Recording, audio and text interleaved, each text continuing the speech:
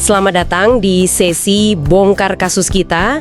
Kali ini kita akan menyelami sebuah skenario medis yang cukup menegangkan nih dari materi Dr. Ricky Sababalat. Betul. Fokusnya ke kondisi gawat darurat pasca persalinan. Misi kita yaitu membedah data klinisnya biar paham gimana sih diagnosis ditegakkan dalam situasi kritis begini. Oke. Coba deh Anda bayangkan dulu situasinya. Ada perempuan muda, 26 tahun, baru aja 1 jam melahirkan anak pertamanya. P1A0 ya istilahnya. Ya, P1A0. Artinya persalinan pertama belum pernah abortus. Nah, persalinannya ini dibantu dukun beranak. Dan sekarang kondisinya, tidak sadarkan diri. Jelas gawat banget. Sangat gawat. Pertanyaannya kan, apa sih yang sebenarnya terjadi? Ayo kita telusuri bareng-bareng. Ya, situasi ini memang sangat genting ya. Data awal yang masuk itu langsung bikin kita waspada. Gimana tuh datanya? Tekanan darahnya, rendah sekali. Cuma 70-40 mmG. Terus denyut nadinya cepat banget, sampai 139 kali per menit. Wow, cepat sekali itu. Ini kan gambaran klasik shock ya. Kemungkinan besar shock hipovolemik karena kehilangan darah. Kondisi yang jelas mengancam nyawa. Oke, shock. Tapi yang bikin tambah rumit mungkin ya, itu pemeriksaan fisiknya. Ada perdarahan aktif dari jalan lahir, jelas terlihat. Ya, perdarahan aktif. Tapi, ini dia yang aneh. Waktu perutnya diperiksa, fundus uteri bagian atas rahim itu kan, yang harusnya keras bulat gitu setelah lahiran. Betul, harusnya teraba jelas. Kontraksi. Ini malah nggak teraba, sama sekali di posisi normalnya. Gimana tuh? Ada perdarahan, tapi kok rahimnya kayak hilang dari perut? Nah, itu dia poin krusialnya. Kalau fundus uteri tidak teraba dari luar perut setelah lahiran, itu temuan yang sangat-sangat abnormal. Sangat abnormal ya? Iya, harus langsung curiga. Ini sinyal kuat kalau posisi rahimnya itu nggak bener. Harusnya kan dia kontraksi, teraba keras di perut bawah. Kalau nggak ada, kita harus tanya, ini rahimnya kemana? Oke. Dan kebingungannya nambah lagi nih. Waktu dilakukan pemeriksaan dalam vaginal toucher itu, malah ketemu massa. Massa di dalam? Iya, massa yang cukup besar, permukaannya kasar gitu rasanya, di dalam jalan lahir. Dekat atau mungkin udah keluar sedikit dari leher rahim.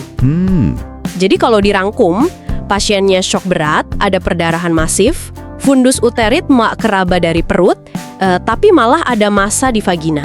Gimana coba itu? Oke.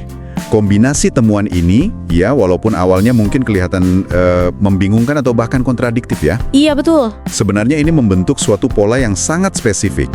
Shock, perdarahan hebat, fundus uteri tidak teraba di perut, dan terabanya massa di jalan lahir. Jadi ada polanya ya? Ada. Ini triad gejala klasik yang sangat kuat mengarah ke satu diagnosis darurat obstetri. Tunggu. Jadi dia shock, perdarahan hebat, tapi rahimnya malah nggak keraba dari luar. Iya. Terus ada massa di jalan lahir, rasanya kayak ada yang salah posisi banget ya? Jangan-jangan massa itu rahimnya sendiri? Nah, Anda menangkap intinya. Diagnosis yang paling pas berdasarkan kumpulan gejala unik ini yaitu inversio uteri. Rahimnya terbalik. Rahim terbalik? Maksudnya gimana tuh? Bayangkan aja kaos kaki ditarik kebalik. Bagian dalamnya jadi di luar. Fundus uteri, puncak rahim itu, ketarik ke bawah, masuk lewat leher rahim. Ya ampun. Kadang bisa sampai keluar dari vagina loh. Nah, massa kasar yang teraba di jalan lahir tadi, itu kemungkinan besar ya permukaan bagian dalam rahim, endometrium, yang sekarang terekspos. Pantesan kasar ya permukaannya? Betul, dan ini menjelaskan kenapa fundusnya nggak teraba di perut kan? Dia udah turun ke bawah. Ini juga menjelaskan kenapa shock, karena tarikan ligamen, saraf, plus perdarahan hebatnya itu. Oke, jadi semuanya jadi masuk akal sekarang. Ya, ini kondisi darurat obstetri yang serius banget. Harus segera ditangani, direposisi rahimnya. Kemampuan mendiagnosis dan menangani awal kondisi ini, ini kompetensi penting buat tenaga medis.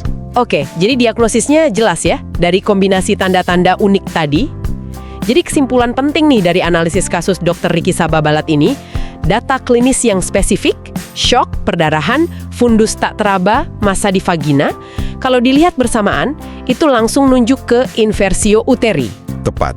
Contoh bagus banget gimana kita harus menginterpretasi pola gejala, bukan cuma satu-satu gejalanya ya. Betul sekali. Kenapa ini penting untuk Anda pahami? Ya, kasus ini menegaskan vitalnya observasi pasca persalinan yang teliti Harus teliti ya. dan kemampuan mengenali pola tanda bahaya. Yang krusial itu bukan cuma nyatat gejala, tapi ngenalin pola uniknya.